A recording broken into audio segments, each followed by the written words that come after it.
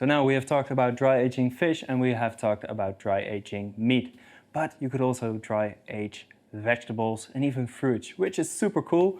I just found out like 2 years ago, but I've been diving into the how-to and it is incredible. I love a dry aged artichoke. If you dry age it in a fat cap, so you melt some tallow and then you submerge the cooked or halfway cooked artichokes in the fat and then you let them age in there. So they're completely sealed and you let them age for 5, 6, 7 days. The flavor is going to be so incredible. But today I wanted to show you how to make a dry aged beet. And therefore I have these big red beets. You could also do it with small, but it's going to take some time and you want some results from all the hard work. So that's why we're going to start with these bigger beets. And the first thing we need to do is we need to peel them. And what I'm going to do is I'm going to put on some gloves because this is a big production day and otherwise my hands are going to be red for the entire thing. So I hate gloves, I never wear them, but for beets I make the suggestion.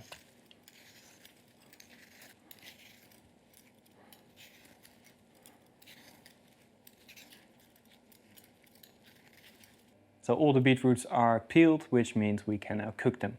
We do this in some salted water. I have a big pot of almost boiling water and we're going to season it with a generous amount of salt.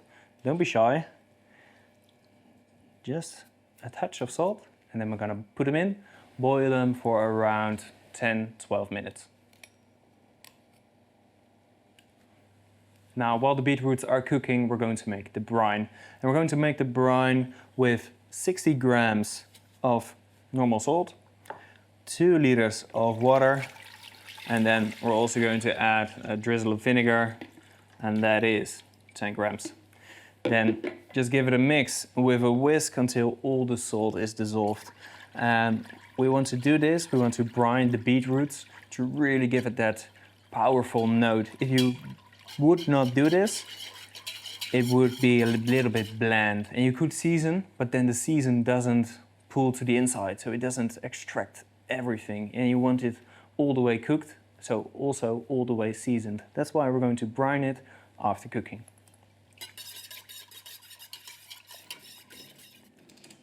Okay, I think the beetroots are cooked, so let's turn off the heat and give it a little check. And you just put a little needle in. You can also do this with a knife, but then with a knife you're gonna damage it more. So I prefer to just poke them with a needle to see if it's all evenly cooked. And if you don't feel any resistance, well, a little bit of resistance obviously, but if it was uncooked you wouldn't be able to push it in further than the middle, let's say. So once it's cooked, I'm gonna transfer it directly into the brine. So no need to chill them or to put them in the fridge first. It will cool down in the brine, plus when the beets are still hot, it's gonna penetrate the beets even better. So just put them in there and make sure that all the beets are completely submerged. Now you might think, Jules, you just told us that everything needs to be submerged, but when you push it, you notice that all the beetroots are just floating. So to ensure that it stays submerged, I'm gonna put a lid on top, a lid that's a little bit smaller than the pan, and then it's gonna push those beetroots down, and then you can leave it in your fridge for 24 hours, and then we'll come back tomorrow. So the beetroots have been brining for 24 hours, and now we can take them out. As you can see, the water has also changed quite a bit. It has that lovely purple, reddish beetroot color. So just be careful with your clothes because this stains like crazy. So now the beetroots are out of the brine, which means we can transfer them into a butcher's stocking, a butcher's sock, whatever you want to call it. We have a couple names in Dutch, but we're going to put it in and then we're going to put it into the dry ager. So the netting is quite short and the beet is very big, so it's going to be quite a challenge, this one, but that's okay. Just put it in like so. And then it's going to be hanging. And as you can see, the airflow in the dry ager is going to be able to dry it out beautifully and really even. And that's why I love to put it in one of these socks, in one of these nets. So just make a little knot and then continue. I'm gonna put 3 on each net, so I'm gonna have 2 in total.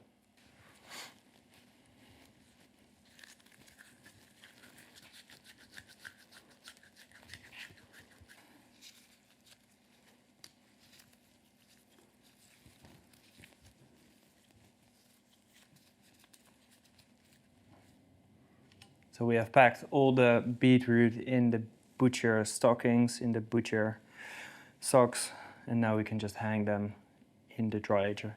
So just put them on the hook, and then we're going to place it in the dry ager, and we're going to dry age it for around, let's start with 7 days, and then we're going to feel it probably up to 10 or even 14 days. And what we're going to end up with is it's going to be almost like beef jerky, so it's going to have a lovely texture, incredible rich in flavor and also in umami. It's such a great way to make, well, I wouldn't say a vegan steak tartare, because it's something on its own. So it's not a replacement, it's really an incredible ingredient. And I think with this preserving method, we not only preserved it, but also highlight all the incredible things that you can do with a beetroot. So now let's put it in the dry ager and then age it for, let's say, 10 to 14 days. Now, as you can see, the beetroot has changed quite a bit. It has shrunken like crazy and the flavor definitely has enhanced. Now, after quite a few days, you can definitely see what happened to the beetroot. It has changed in color, especially in texture. And most of all in flavor. And let me just show you the inside. Let me see. This looks like the bottom, so I'm gonna cut there. Just look at that. Beautiful inside, really nice and pink. So the color has gone from the purple reddish to a mild pink, maybe a little tint of brown. If you dry age it for a shorter time, it still enhances the flavor as well, but then you can still focus on the color. This time I really wanted to show what's possible if you dry age it for so long.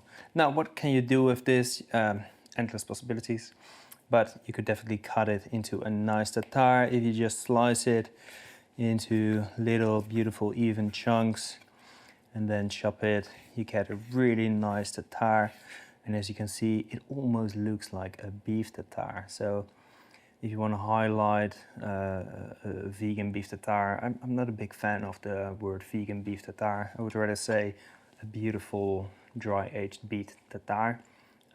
But texture wise, it's almost the same. So that's super cool. And then flavor wise, you just need to season it maybe with a little bit more salt if needed, maybe some herbs, and then it's ready to be served.